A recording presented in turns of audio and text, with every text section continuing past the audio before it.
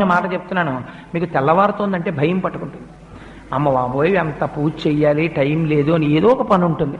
అలా కాకుండా మీరు స్వల్పమైన పూజ, వైదికంగా పరిపూర్ణత్వం ఉండే పూజ అలవాటు చేసుకున్నారనుకోండి, మీ పూజ మీకు బరువు అనిపించాలి. మీరు హాయిగా పూజ చేసుకుని వచ్చేస్తారు.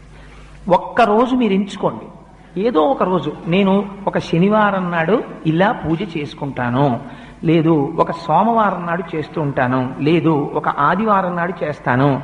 ఆ రోజు నియమం పెట్టేసుకోండి, నేను ఈ రోజు విశేషార్చన చేస్తాను అని నియమం పెట్టుకుంటే ఒకే ఒక్కరోజు, ఆ ఒక్కరోజు చేయడానికి మీ మనస్సు ఉరకలు వేస్తుంది.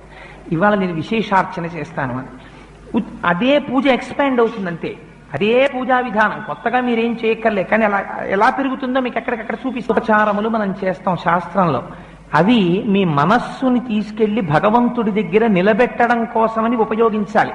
అంతేకాని వాటిని మీరు